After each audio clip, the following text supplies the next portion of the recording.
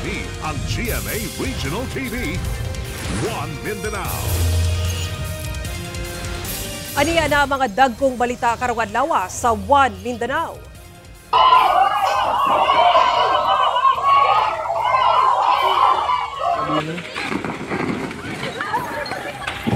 Dili mo ubos sa 60 ang patay sa magnitude 6.9 nga linog nga nabati sa Cebu kung asa epicenter niini ang Bogo City. Dabawen yung nagtrabaho sa Cebu.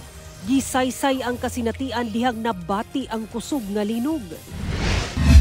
DPWH Region 10 gipasabot nganong nadelatar ang pagtrabaho sa dalan sa barangay Kanituan sa Cagayan de Oro City nga perwisyo na sa mga residente ug motorista. 1,500 pesos nga annual financial assistance sa PWD sa Davao City aprobado na sa konseho. Challenging hike sa Mount Capistrano sa Bukidnon, gisulayan sa kapusong nature lover. Kini ang GMA Regional TV, One Mindanao. Mayong hapon Mindanao, ako si Sara Hilomen Velasco. Jesus.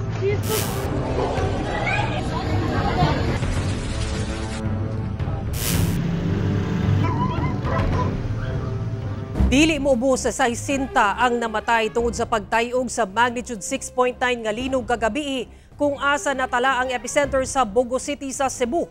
Di nabatik sab sa mga kasikbit nga lugar sa Visayas. Ang City Government of Davao nakatakdang mupadala og assistance ngadto sa mga naapektuhan sa linog. Ani ang report ni Argil Relator. Nagkaguliyang kining mga mitambong sa event sa usa ka hotel sa Cebu City. Dihang mitayog ang magnitude 6.9 nga linog kung asa natala ang epicenter sa Bogo City sa Northern Cebu mag-alas 10 kagabi. Nakasinati sab og brownout sa 16th floor sa usa ka building sa Cebu City dihang nabati ang kusog nga linog.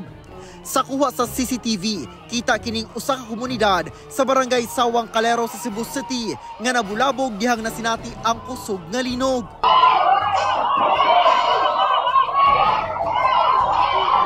Sa kuha ni ining dashcam, kalit mihunong ang mga motorista nga nagbiyahe sa usa ka tulay nga nagkonekta sa Cebu City ug Mandaue City dihang nabati ang kusog nga linog. Makita ang daw pagsayaw sa tulay atol sa linog. Yes, makatras ka pa. Dili na. Itawag, nalikot na. Lord Jesus Christ, Lord Jesus. Nangatagak na kining mga dekorasyon nga suga sa atubangan sa St. Peter the Apostle Parish sa Bantayan, Cebu. Kalitsab na nahugno ang atubangang bahin sa simbahan. Sa lungsod sa Bogo, nga mo'y epicenter, nagkatag ang debris gikan sa mga nadanyos nga balay. Ang mga rescuer sa barangay Pulang Bato nangayo og dugang tabang. Nahugmak sab kining usa ka fast food restaurant. Naigusab ang lungsod sa Daan Bantayan. Nahugno ang gitawag nga heritage landmark didto, ang Archdiocesan Shrine of Santa Rosa de Lima. Sa San Remigio nga katapad sa Bogo, lakip sa gisuta sa mga rescuer ang sports complex kung asa gipahigayon ang paliga kagabi. Nagpadala dayon ang Cebu Provincial Government og mga tauhan, heavy equipment ug rescue equipment sa mga nanginahanglang lugar. Lakip ang gobernadora sa mga nitambong sa gala night sa Miss Asia Pacific International 2025 sa Cebu City. Dihang mabati ang linog. Naay nibigay nga parte sa kisame sa hotel. Gilayon ng gawas ang mitambong sa maong event.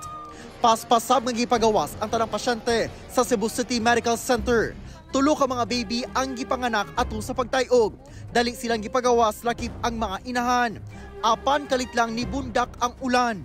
Nakabadik sa ospital ang mga pasyente diyang masiguro nga wala na'y aftershocks. Gipamutang sa atubangan sa Bogo City Provincial Hospital ang mga patayng lawas ug mga nasamdan. Nag-abot ang mga ambulansya o personahe sa mga punerarya sa usa ka lugar. Dili moubos sa 60 ang kumpirmadong namatay. Ang dabawanyong si Aldwin, kinsa nagtrabaho sa Cebu, nakuyawan gayod sa kakusog sa pagtayog, samtang anaa siya sa 9th floor sa gipuy ang condo unit. Nagapamlansya ko sa akong mga sanina. So kalit lang dito siya 9:59 to 10 o'clock ning uyog na ang building kusog kaayo ma-feel yun nako ang tremor, ang swaying sa building. Hadlok yun kay siya. Short to say nga traumatic ito siya na experience. Presence of mind lang gayud matud pa siya sa iyang angayang buhaton sanglit siya rasab usa. Ning dagan ko diretso duol sa akong pultahan. Sakto sa akong pagdagan padung sa main door ug ako ang pag-abli, dito nako na bantayan nga na hulog na diay ako ang suga gikan sa kisame. Kung asa ko nagtindog before ko ning tabok padulong sa akong main door, dito po na hulog, dito po nahagbong ang katong akong suga sa kwarto. Luwas yang nakagawas sa condo building. Ang Coast Guard District Southeastern Mindanao gibuksan ang donation drive alang sa mga biktima sa linog. Mamahimong i-drop ang mga donasyon sama sa food packs, bottled water, hygiene kits ug uban pang basic na panginahanglan sa ilang headquarters sa Kilometer 10 sa Wharf, Davao City. Ang City Government of Davao nakig-alayo na sa Office of Civil Defense o PDRMO Cebu. Samtang nagaparayon ang ground assessments, andam na alang sa deployment ang Davao City 911 USAR teams, kauban ang medical teams ug psychosocial workers. Ginaandam na sab ang ihatag nga food items sa mga apektadong lugar. Ako si Orgil Relator. 1 Mindanao. Atong sayro ng dugang pang mga balita sa Mindanao. Makauban nato si James Paulo Yap live sa Cagayan de Oro City. James?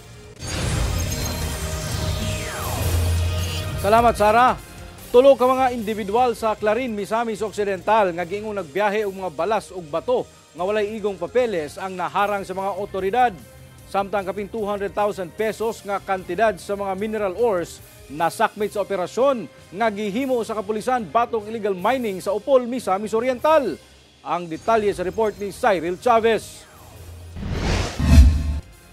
Adlong Sabado, pasado alas 12 sa udto, naharang sa mga personal sa Clarin PNP uban ang Provincial Environment and Natural Resources Office kung Penro sa Misamis Occidental kining tulo ka mga individual nga sakay sa usa ka mini dump truck sa barangay Malibangkaw, Clarin, Misamis Occidental. Ang mga individual adunay kargang balas ug bato sa maong truck ug diyang gipangayuan og papeles pakyas kini nga makahatag. Butang nga giharang kini sa otoridad. Based on the kaning pag-inspect sa ato ang Penro, wala kini na hatag nga delivery receipt. No, so dito gi-issuehan kini sila og citation ticket for violation sa ilahang provincial ordinance, no, kabahin sa niini nga pagkuha og mga bato. Hinoon, wala na giaresto ang tulo ka individual o gibuhian na human nga matikitan og citation ticket sa Penro. Ang mga nakumpiskang balas ug bato i-turn over sab sa PNP ngadto sa kustudiya sa Penro, Misamis Occidental. Samtang adlong Sabado pasado alas 6 sa gabi, naglusad sab og operasyon ang PNP uban ang Penro, Misamis Oriental sa barangay Limunda sa lungsod sa Upol. Target ang illegal mining activity sa mong lugar. Pakyas maabdan sa otoridad ang mga trabahante sa lugar. Apan ilang na-recover ang duha ka mga elf trucks nga adunay kargang mineral ores. Gibana-banaan kining mobalor sa kapin 269,000 pesos. Actually, pag-abot nila sa area tungod kay sa kalayo sa area pod o kanang mahibaluan gayud no kung adunay mga authority nga musaka o magpadulong, so nakalayas gid kini sila. Karon padayon kuno ang monitoring sa PNP sa mga illegal mining activities sa rehiyon aron maprotektahan ang kinaiyahan subay na sab sa ilang mandato. Kauban si Jaybert Pairat, Cyril Chavez. 1 Mindanao. Good news alang sa persons with disabilities sa Davao City Sanglit. Aprobado na sa Davao City Council ang paghatag og 1,500 pesos nga annual financial assistance alang sa maong sektor. Ang detalye sa live report ni Argil Relator. Argil. Saragi kalipay gayod sa mga PWD sa Davao City ang maong kalambuan sa ilang sektor. Apan kinahanglan nga kwalipikado ang PWD una sila no makadawat sa maong assistance. Gawa sa 20% discount o VAT exemption ang persons with disabilities sa Davao City makadawat sab og financial assistance. Kini human giaprobahan na sa third and final reading sa Davao City Council ang ordinansa nga maghatag og annual financial assistance sa PWD sa syudad. Makadawat og 1,500 pesos nga annual subsidy ang PWDs. Una nang nagadawat og financial assistance gikan sa LGU ang senior citizens ug solo parents. Sa karon, anaa sa hapit 38,000 ang nakarehistro nga PWDs sa Davao City. It is somehow makahatag sa ilang lugway na sila paabuton. Maraman gina ilaha, excited sila. And ang ilaha po dana is that lugay na nilang ginapaabot gusto sa atong mayor, inclusive, walay ma-left behind. So, aron masiguro nga lehitimong residente sa Davao City ang PWD, kinahanglang tulo ka tuig na siya nga nagpuyo sa syudad aron mag-qualify sa financial assistance. Dapat na siya PWD ID gikan sa office nato diri sa Pidao, and of course kinahanglan po siya og voters kuan siya na registered siya sa COMELEC and residency 3 years kay para kay og 6 months kuan magud dali ra kaayo makatransfer ang mga nearby nga mga kuan nya basig ang uban hakuton pud sa mga parente. Positibo ang Pidao nga mahatagan dayon kini og alokasyon sa budget sa LGU aron nga mahatag na sa mga kwalipikadong PWD. Sara ala sa hingpit nga effectivity sa mong ordinansa kinahanglan pa kini og pirma sa local chief executive ingon man publication. Hinon mamahimo lang nga magbulat og update gikan sa CSWDO ingon man sa Pidao. Sara. Okay, dagang salamat, Argil Relator. Kini ang GMA Regional TV, One Mindanao. Road reblocking project sa Barangay Kanituan sa Cagayan de Oro City na delatar tungod sa pagsigi og ulan sa lugar. Gipaninguha daw sa kontraktor nga matiwas na ang maong kalsada. Ano ang dugang detalye? Sobra 2 ka bulan na ang milabay. Dihang unang nabalita sa GMA Regional TV One Mindanao ang peligroso og daot nga dalan sa Barangay Kanituan sa Cagayan de Oro City. Aduna nay improvement sa sitwasyon sa ilang dalan karon. Kun kaniadto, puros lapok ang agyanan ug nagkarambola ang dagan sa trapiko. Karon hapsay na tungod sa mga flagman nga gimontar sa mga kontraktor sa maong proyekto. Ang pinakaginareklamong dalan sa Zone 1 sa maong barangay natrabaho na sab. Human ang pipila ka bulan nga pagtrabaho sa DPWH dinhi sa maong dalan sa Zone 1 sa Barangay Kanituan. Nasemento na karon ang isa ka tampi sa maong dalan. Ug sumala sa DPWH nakatakda sab kuno nga sementohon kining pikas tampi apan naabtan sa kusog nga ulan sa milabay nga mga adlaw. Busa ang ilang ginahimo karon ang pagsuyop sa tubig aron mapadayon na ang road concreting nga mo'y mutubag sa mga reklamo sa mga residente dinhi sa maong lugar. Naabtan sa GMA Regional TV 1 Mindanao ang mga trabahador sa kontraktor nga ginapahubsan og tubig. Ang unta nakatakda ng buhusan og semento nga parte sa dalan. Hinuon kining tag-iya sa tindahan nga anaa duol sa ginahimo nga dalan. Mapasalamaton tungod makita na gyud kuno niya ang padayon nga pagtrabaho sa ilang dalan. Di para itong nyagi nga halos kung ting init wala, kung ting ulan aya pa. Bali.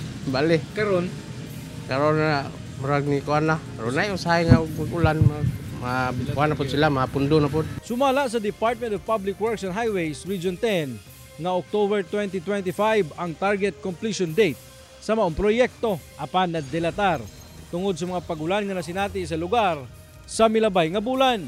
Dugang pasab ang nagubang nga tubo sa COWD nga nakapadugang sa kalisod sa ilang pagtrabaho. Hinuon ginapaspasan na daw nila ang trabaho sa road reblocking project aron mapahimuslan sa mga residente sa lugar. Hapit na magini mahuman, hinaot nga atong sabton ug tas-taasan nato gyud ang atong paghatag gyud og pagsabot kay mahuman na kini karon basig karon bulana kung tugutan gyud sa atong panahon nga wala na ulan. Kauban si Makoy Sempron, James Paulo Yap, One Mindanao. Giklaro sa Tagum City Health Office nga walay deklarasyon sa outbreak sa sakit nga Human Immunodeficiency Virus called HIV sa syudad. Sa opisyal nga pahayag sa Tagum CHO nga nakuha sa GMA Superradyo Davao, base sa sumbanan gikan sa Department of Health, dili pa makonsidera nga outbreak ang sitwasyon karon sa syudad ug wala pa misaka ngadto sa epidemiological outbreak. Gimugatan sa Tagum CHO nga nagpabilin silang mitamud sa Republic Act 11166 kon Philippine HIV and AIDS Policy Act. Din istriktong gipanalipdan ang privacy sa tanang individual nga nagpatest ug nagpuyo sa person living with HIV. Dugang pagpasabot sa buhatan nga voluntaryo ug dunay consent kon pagtugot ang HIV testing ug gikonsiderang illegal ang bisan unsang klase sa mandatory testing. Subling miabiso ang buhatan nga libre ug confidential ang HIV testing niini ug duna sab ginadalit nga counseling alang sa mga pasyente. Gipainumduman sab sa buhatan ng publiko sa mga angay himuon aron malikayan ang sakit sama sa safe sex, pagpangay ug pre-exposure prophylaxis ug pagpatambal. Nanawagan ng grupo sa mga konsumante sa Davao ngadto sa nasyonal nga panggamhanan nga tun-an ang pagtubag sa nagasakang singil sa kuryente sa riyon. Kiniuman ang kapin piso hangtod 2 pesos matag kilowatt-hour nga pagsaka sa singil sa kuryente sa mga distribution utilities sa Davao Region. Aning report.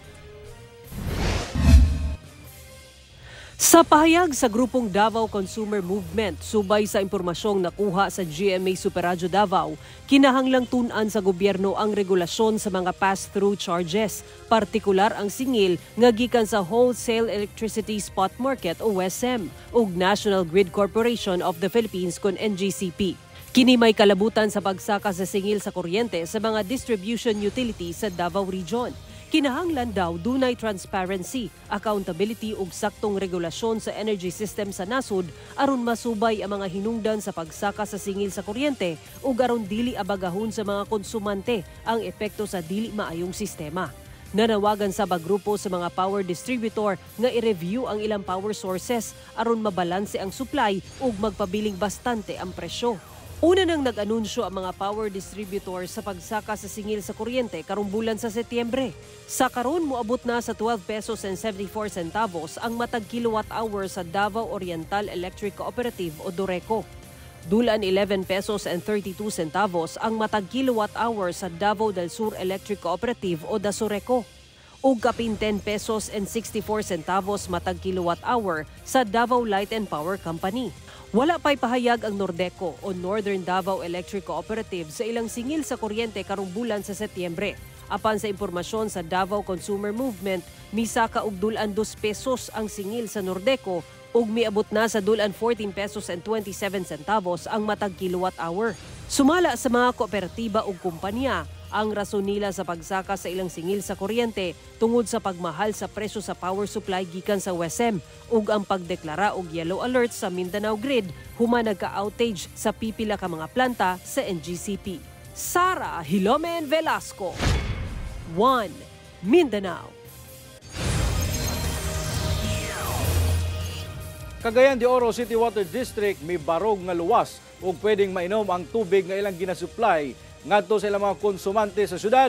Kini ang ilang tubag human nga migawas ang datos gikan sa City Health Office kalabot sa mga nakitang kagaw sa tubig nga gipanggamit sa mga kabalayan ug mga mall sa syudad. Ani ang report ni Cyril Chavez. Limpyo ug pasado sa standard. Ingon ani matud pa ang ginasupply nga tubig sa Cagayan de Oro City Water District ngadto sa ilang mga konsumante sa tibuok syudad. Kini ang pagpaklaro ni Dr. Jerry Canyo, ang chairman sa Board of Directors sa buhatan. Matud ni Canyo nga matag adlaw mupailawom sa testing ang ilang mga tubig nga ginasupply sa mga kabalayan ug mga establishmento. Kini ang iyang tubag human gipagawa sa City Health Office ang datos niini kung asa 16 sa 19 ka mga water samples nga ilang gipailawom sa test ang nagpositibo sa kagaw. Ang atong Cagayan de Oro City Water District adunay accreditation sa Philippine National Standards for Drinking Water o kini nga accreditation ga i-check, ga i-renew kani kada tuig. Pagpaklaro sa COWD nga ang ilang responsibilidad sa ilang ginasupply nga tubig ngadto sa mga konsumante gikan sa pipelines hangtod sa metrohan niini. Ang tubig gikan sa metrohan pasulod nga linya sa matag balay ang iya na sa mga konsumante. Matod ni Canyo, nga mga nakitang kagaw sa mga water samples nga gipailawom sa testing sa CHO posibleng nagsumikad sa mga after-meter water nga anaa sa mga kabalayan o mga water system sa mga establishmento sama sa mga mall. Obligasyon ka na sa atong mga konsumante, ilabi na sa atong mga establishments, no? Sa nagkanalain nga malls diri sa Dakbayan, sa mga hotels, restaurants, nga ilang siguroon nga ang tubig nga moagas gikan after the meter o gikan sa ilang metro paingon sa ilang tagsa-tagsa ka mga gripo kini luwas ug sigurado nga dili makahatag og kadaot. Nagpasidaan sab si Kanyo ngadto sa mga konsumante nga batasanong sutaon ang kahimtang sa ilang mga linya sa tubig. Pasalig sa buhatan nga gawa sa ilang pagbintinar sa kalimpyo sa ilang ginasupply nga tubig. Mas pakusgan sab nila ang pagpakaylap sa saktong edukasyon para mamintinar ang kalimpyo sa mga after-meter water lines. Naay mga prescribed nga tubo nga leak o naasa din nga kita nga mga tubo nga dali lang kaayong mabuak, mga substandard, no? O kana nga mga tubo dili kana nato unta gyud gina-prescribe. Kauban si Jaybert Pairat, Cyril Chavez. 1 Mindanao. TV ang GMA Regional TV. 1 Mindanao.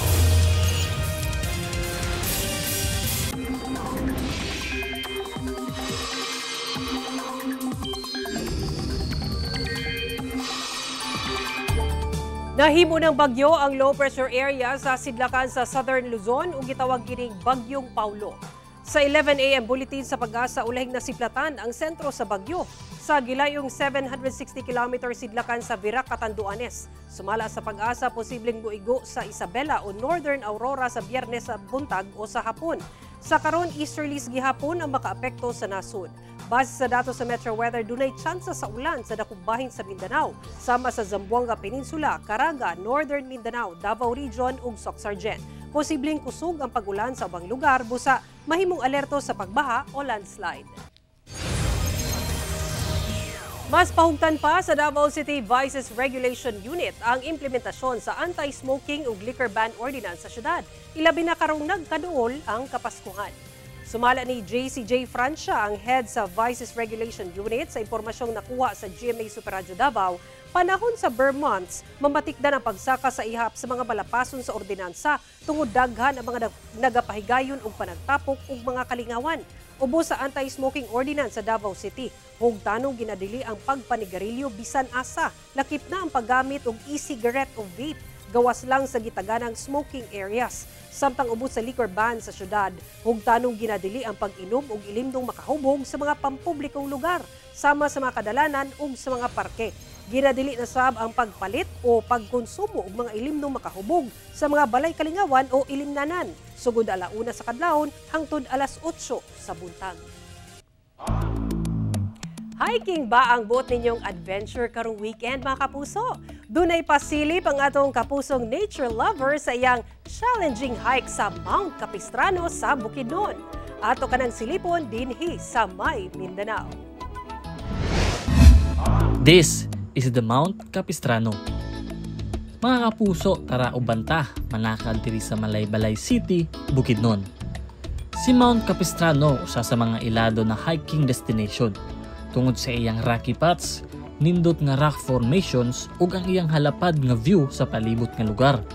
Kinatawag pud kini siya og Mount Panasihon or full of limestone. Naay pagkataas nga 674 meters above sea level kining si Mount Capistrano. Maong di mabalaka kay minor hike lang kini siya. Perfect kaya ni siya sa mga na-experience nga hikers ug trail runners tungod sa mga challenging nga mga trails. Sa sugod sa trail, kailangan jud imong taas nga preparations ug i-condition ang imong physical kay tungod sugaton dayon mo og pasaka nga agyanan. Bago mga kapuso, bago mo saka diri, kailangan jud nimo mag-jogging o uban pa nga pagpangandam para makondisyon ang imong sarili. Sa pagsaka, makita nimo ang dagko nga bato padulong sa pinakataas. Makita pud nimo ang cross nga usa sa station ug ang dako nga cross inigabot sa peak. Bago maabot ang pinaka-peak, diri na ang challenging o exciting part, ang mo-climb sa dagko nga mga bato. worth it man pod inigabot sa peak. Tungod kay makita jud nimo ang kanindot sa lugar, pati na ang mga rice fields ug ang makahingangha nga Mount Kitanglad ug Mount Kalatungan. Mao kini si Mount Capistrano. Puhon na pod mga kapuso. Kita-kits sa sunod nga laag, kini si Daniel Jurmelesio. And this is my Mindanao. Saktong pag-atiman sa mga kawayan, tukion sa 27th Bamboo Training Seminar sa Carolina Bamboo Garden sa October 18. Ang kawayan dili lang makatabang sa kinaiyahan, pwede sab kinihibuong panginabuhian. Kana ang subling hisgutan sa training seminar sa Carolina Bamboo Garden sa Antipolo, Rizal. Sa October 18 na ang 27th Learn and Earn from the Bamboo Expert Seminar. Itudlo sa mga eksperto ang saktong pag-atiman, pag-ani o pagproseso sa mga kawayan aron mahimong panginabuhian. Doon na sa day tour sa managlaing amenities ug features sa sulod sa Bamboo Garden. Sa mga interesado, pwede mo tawag, mag-email o mobisita sa website sa Carolina Bamboo Garden. Mga kapuso, 85 kaadlaw na lang, una magpasko. Ug mao kato ang muling balita sa Mindanao karong adlaw. Mamahimo ninyo kini makita pag-usab pinaagi sa pagbisita sa official website sa GMA Regional TV o bisita ang among official YouTube channel ug i-click ang subscribe button para sa pinakaulahing balita. Daghang salamat sa atong mga kapuso sa Mindanao nga nagalantaw kanamog sa atong mga kapuso abroad. Padayon lang sa pagtutok sa mga lokal nga balita matag adlaw tungod sa GMA Regional TV, Local News Matters. Kami ang GMA Regional TV 1 Mindanao, tibok pwersa para sa mas dakong misyon ug mas halapad nga pagserbisyo sa nasod.